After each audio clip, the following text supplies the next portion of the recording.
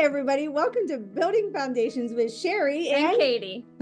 Very good. Today we are interviewing and talking with Jodi Perry, who is a great mortgage lender that Katie and I both respect and really just enjoy as a friend as well. So welcome, Jodi. Thank you. Thanks for having me.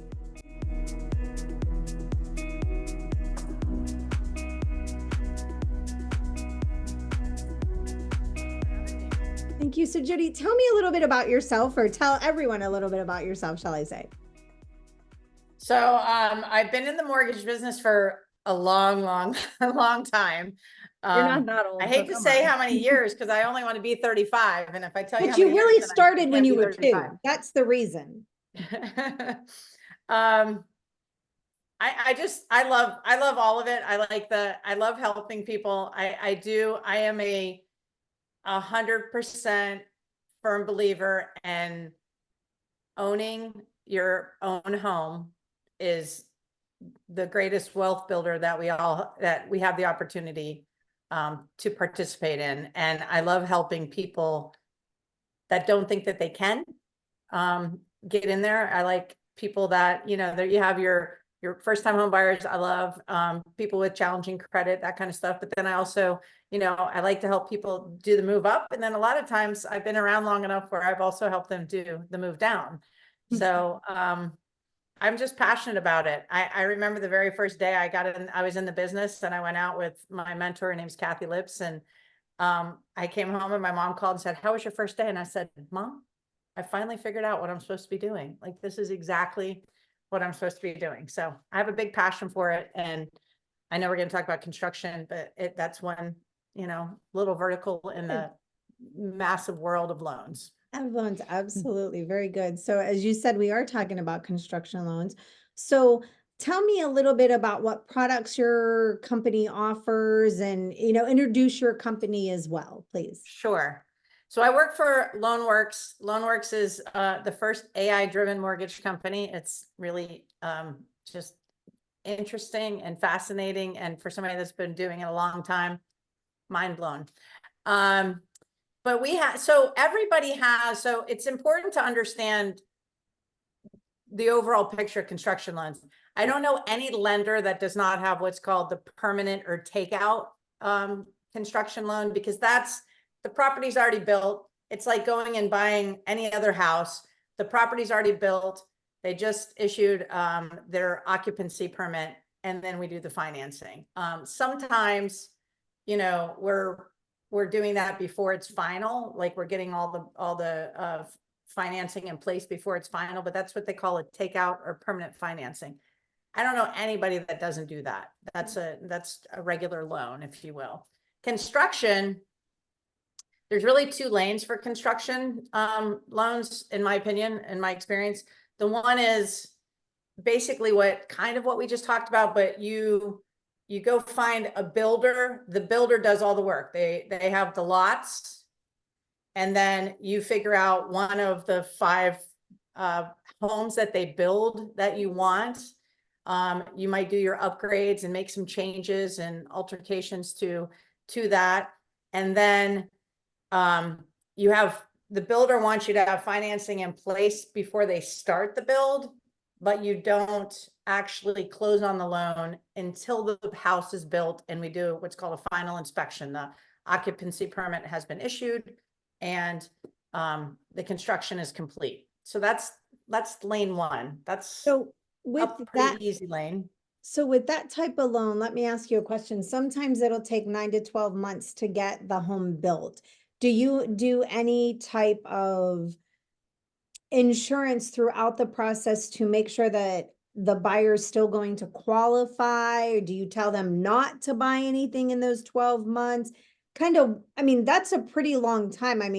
Come on, we have buyers that can't wait 30 days before they have to buy something big. So kind of talk to me, because that kind of seems a little scary for that 12 months or 9 months, whatever it is, and then to know whether I'm going to still qualify at the end.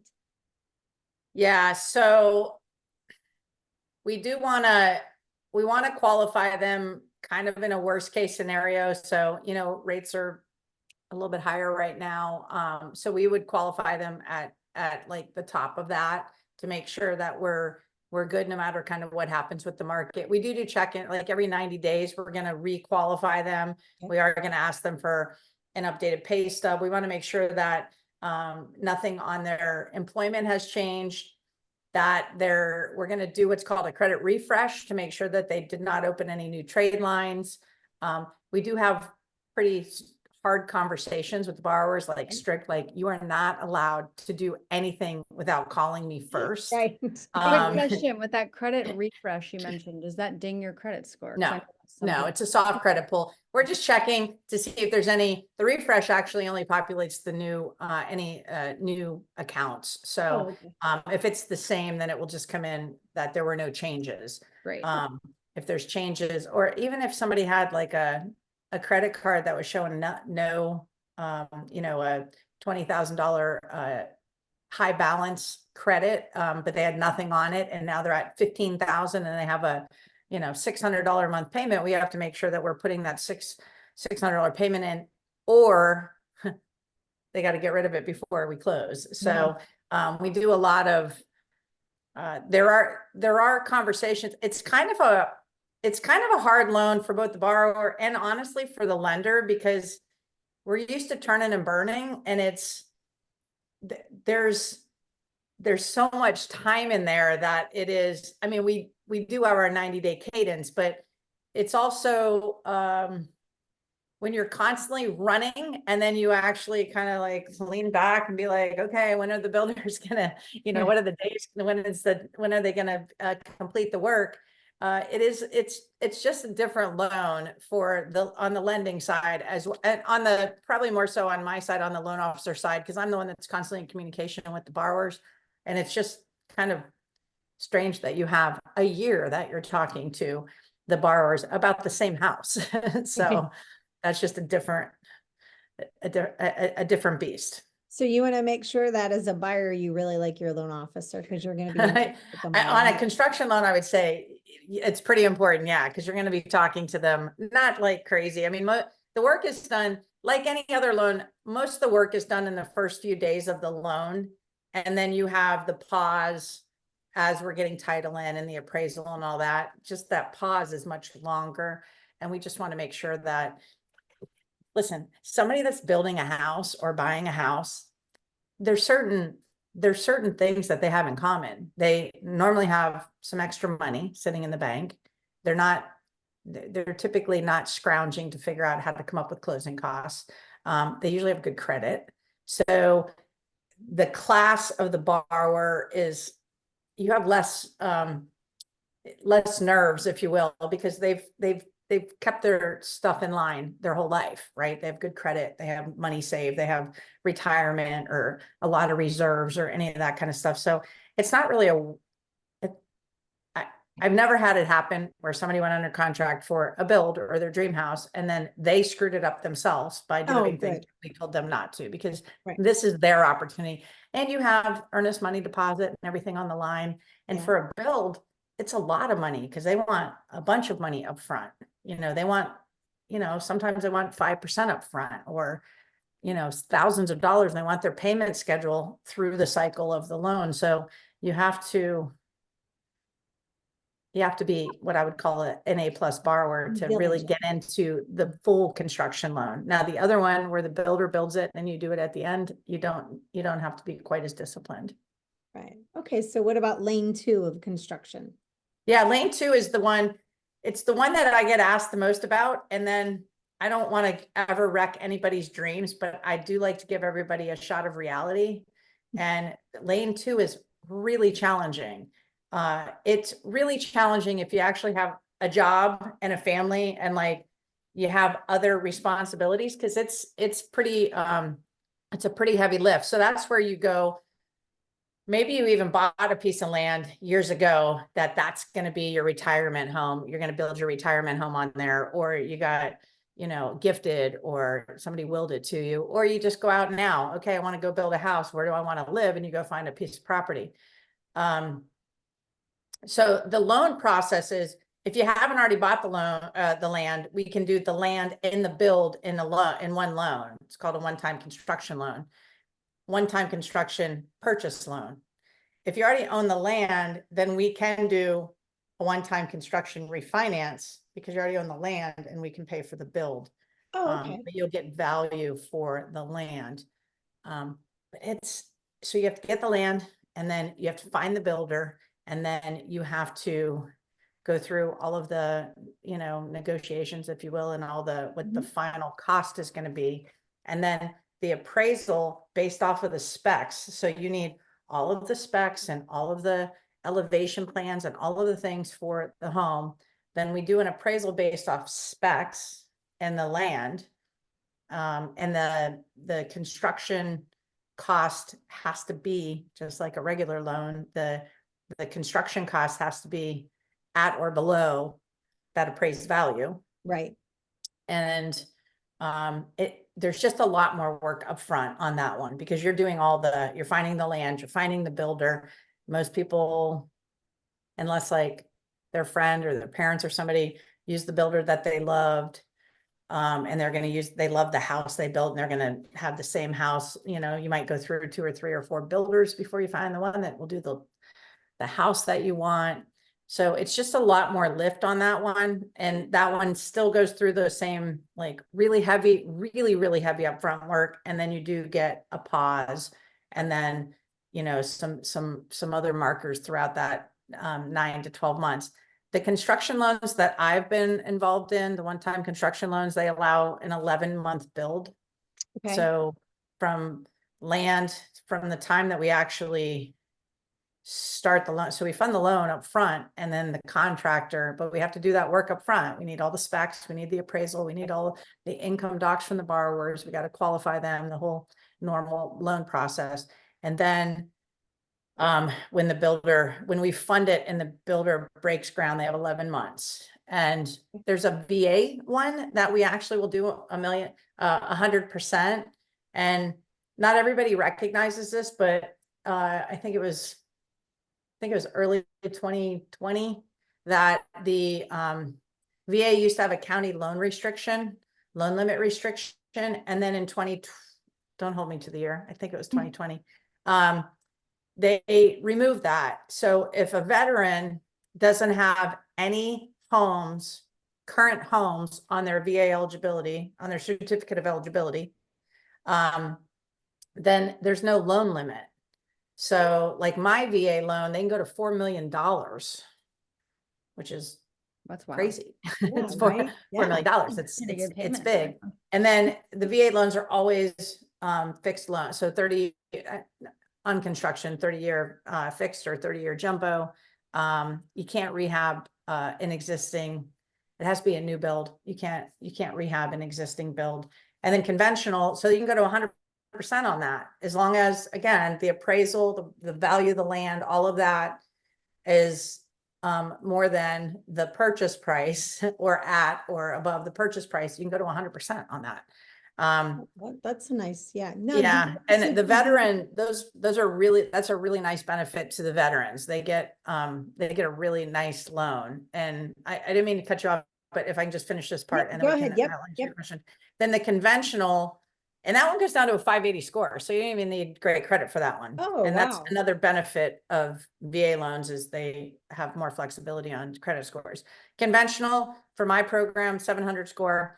We do a 95% loan. You can do a 15 or 30-year fixed or a 7 or 10 ARM. So the ARM is adjustable.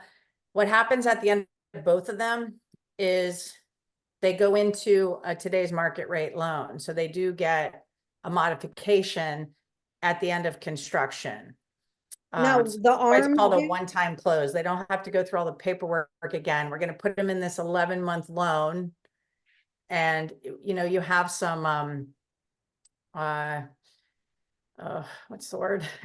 We take, I want to say contingency, but we take like an extra 5% and put it in the Yep. category that we hold it back to make sure that while they're building, that if they underestimated something or run into some issue, that we have some extra money to do that, to take care of that, then so when it's all said and done, we'll take that extra escrow 5% and we will either do a principal reduction That's what actually happens to it. You just drop it off of the principal, reduce the principal, and then you move it into what's called permanent financing.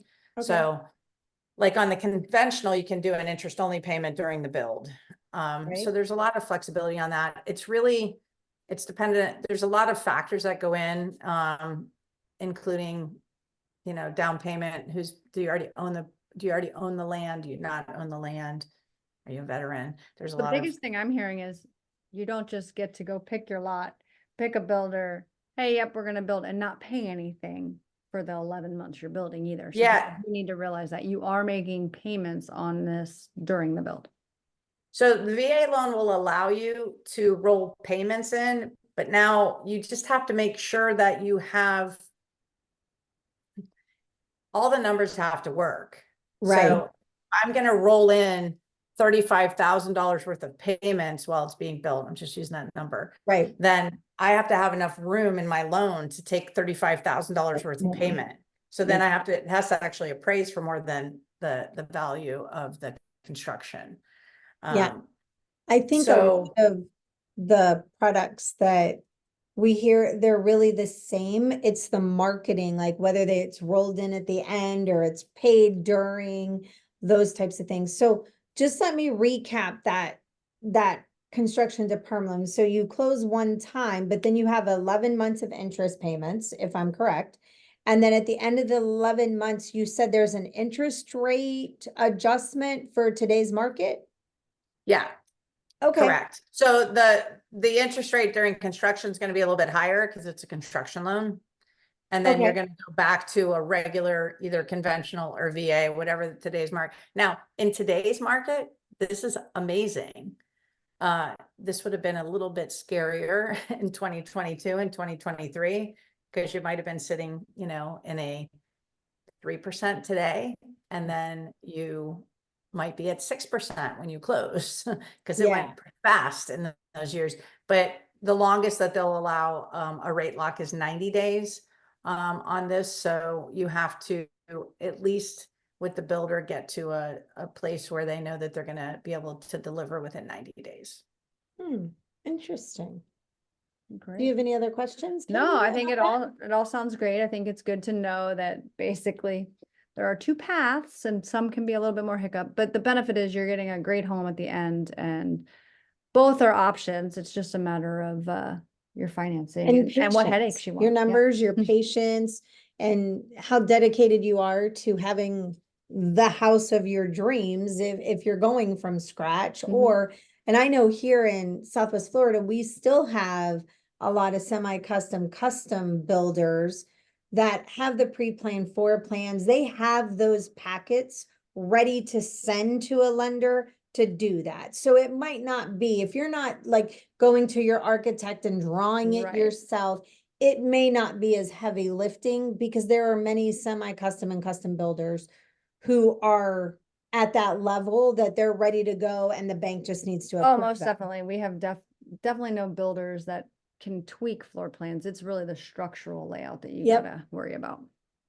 Yeah, so I think this is no different than pretty much everything else. There's a cost to all of it. So if you go get the land, if you buy the land, you find the builder, you do all the stuff, you might pay a little bit, less because you're doing all the legwork and they're not carrying the cost of that up front that they've already put into the lots that they have and what they're building on it and so forth. And you're exchanging a lot of time. So your time is that's kind of what you're putting in. You're putting in your sweat equity, if you will. On the other side, the other lane is the builders, go buy big lots of land, and then they put, they buy a big tract of land, and then they put lots in, and then you get to go take a basic build and that you like, and then make your customization to it, and then you have your time, but A you might good pay a little bit exchange more because of they're money. carrying. Yeah, A so good there's an exchange of money exchange. versus time. Yes. Yeah. So Jodi, and headache. I mean, it's being a general, everybody thinks that they want to do it. Everybody right. thinks that they want to do it. And I would say 80% of the time they come back and go, huh, what was I thinking? I'm Well, What was I tired of that's looking it, at yeah. faucets and doorknobs and yeah. So if you were giving some advice to someone who was thinking about building and, getting not even just the building process, but with the lending, what do they need to come to you with? What should they be thinking about? Even if they're planning it in 1 or 2 years, where should their mindset be? What should they be thinking? And this is probably going to go for any loan, not just construction loan, really, but that's kind of our focus today. So I'm always a big advocate of starting early and get your numbers early. I mean, let's look at credit, let's look at income, let's look at your age. Do you have, are you over 62 and you have assets, so we can start doing some asset depletion to qualify you for the house? I mean, there's a lot of different nuances in lending that can potentially get you exactly what you want. But starting early, we do soft credit pools now, so we can do a soft credit pool that doesn't ding people's credit, especially somebody that's not doing anything for a year or two, but it allows us the opportunity to look at their numbers. Like I have a trooper right now that's getting ready to retire, and his retirement's going to be less than what he makes, and he's trying to buy a house, but he's trying to, like, what happens when I retire? And then so there's all these moving parts. Like, what do I qualify today? If I found a house today, what could I buy? And what happens in 6 months when I'm on retirement and not on my monthly income? So there's a lot of things going on, and I'm not saying younger people don't build, but it seems to be your first house is usually not a build. So you normally are at least in your 30s or 40s or 50s. And now if you're, in your 50s or 60s, you might be now moving towards retirement. And then we got to figure all that out. Right. And if you're coming off a house and you're, putting $300,000 or $400,000 in your pocket, I know that as people start moving towards retirement, they want to make that payment a lot less. So now with that, you probably have more time and you have more money. So you could, the first lane where you buy the land and you do all the stuff, that might be Something that you're going to spend the time. somebody's dream hustle is to go do all that and do it for their, for their retirement, for their final house that they're going to live in. So there's a lot of, I think the answer to your question is they should start early. They should do an application and get some numbers run and look at different scenarios.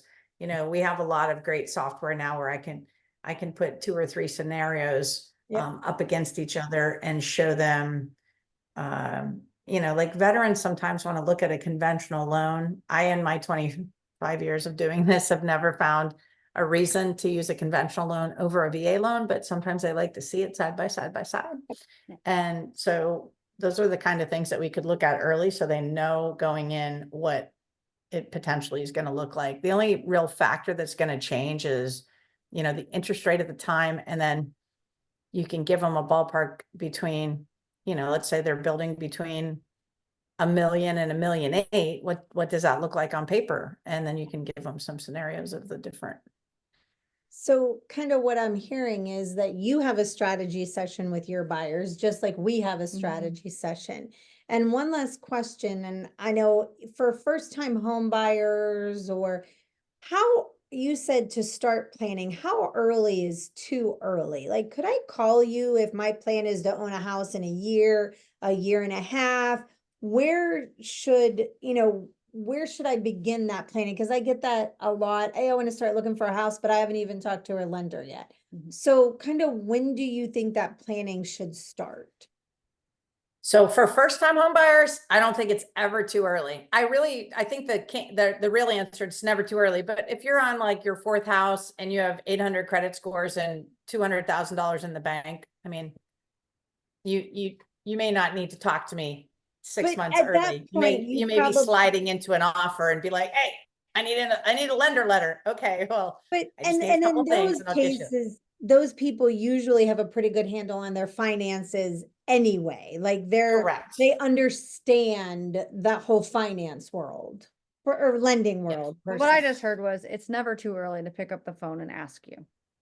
It's never too early, and first-time home buyers, I strongly recommend that they start like right now, because we can put a path. A lot of them are not ready today. And then we know this is emotional. So they go to an open house, or their friend buys a house and they're like, oh my God, I love this house. I need to buy a house like this. And now they want to do it like now, and they're not ready. So especially credit. So there's nothing that cannot be fixed on credit, nothing, but it requires one or two or both. You either need time or you need money. So somebody that just missed their Capital One payment in February, I need really 12 months. Like they're really, if it hit them like it typically would, 80 to 100 points on their credit report, we're not going to start seeing improvements until they've made 8, 9, 10, 11, 12 months of good on-time payments again. So now we're looking at next spring. So start early. If people have collections and judgments and things like that, if their credit card balances are too high, like we can literally put a plan together now that they would work on every month to get them ready for January of 2025 or whenever their lease expires, or but either you need time and or money, and that's why it's never too early. Right. Awesome. Well, very I learned a good. lot. I don't know. about you. I absolutely did. Jodi, thank you for joining us, and we'll have your information on here. So if they want to call you directly, they can. Beautiful. Thank you. And is there any last words? Buy a house. It's never the wrong time to buy a house, ever. There's never the wrong time to buy a house. Love It'll be it. the best investment you've ever made. Awesome. Excellent. Well, thank you very much.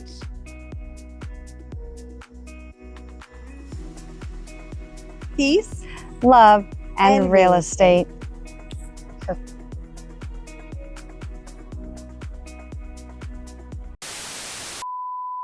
Hi, welcome everybody to Building Foundations with Katie Ann. Sherry? I did it again. I'm not Sherry.